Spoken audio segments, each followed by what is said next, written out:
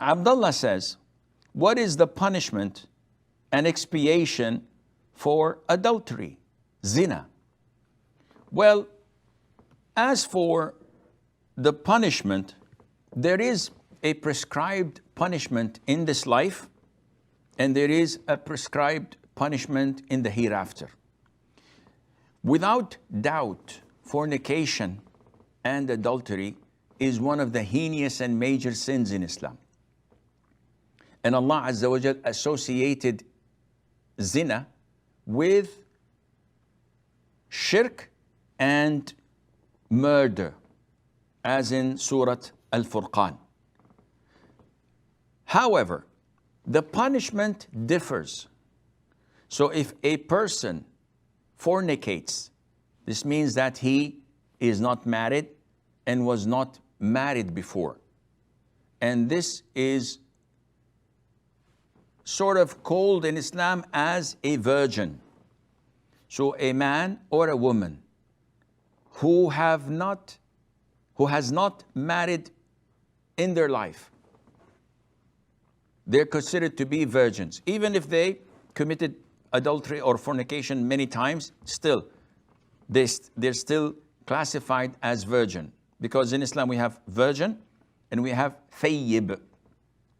A thayyib is a woman, usually a person, who is either married, has been married, whether divorced, widowed, or still married.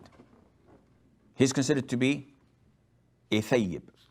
In Islam, if a virgin commits fornication and that person, he or she, are caught or is caught red-handed, and red-handed means that 4 male Muslim witnesses saw the actual act and they can graphically describe what they had seen, specifically in detail. Or a person confesses. So it's one of the two. We don't refer to DNA. We don't believe in video footage.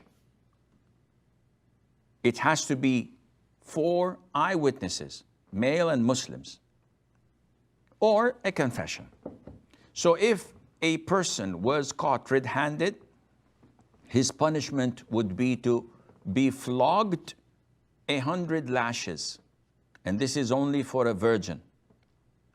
But if a person is not a virgin, a person is a thayyib, someone who is married or was previously married, divorced or widowed, then this person, if he or she commits adultery, the punishment, if caught red-handed, again with 4 witnesses or a confession, is to be stoned till death.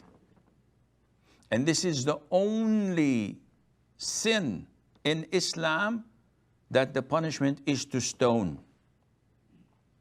And nowadays, not a lot, but most Muslim countries refer to execution, their normal ways of execution, through decapitating or beheading that criminal. One would say, isn't stoning barbaric? The answer is no, because the one who mandated it is Allah Azza wa Jal. So Allah is the most merciful and He knows what's best, not for these 2 who committed this heinous sin, rather for the whole of the community, so that chastity would prevail instead of having men and women run around after one another. And stoning is not a first in Islam.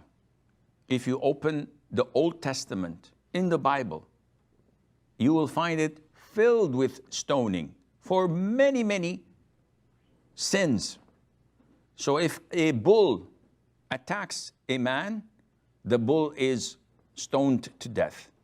If a man fornicates with the daughter of the priest, they're stoned to death. If a man insults the king, he's stoned to death.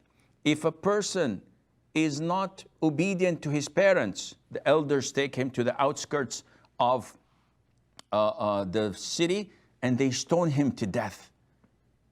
And so on. In Islam, it's the only heinous sin that is punished by stoning, and Allah Azza wa Jal knows best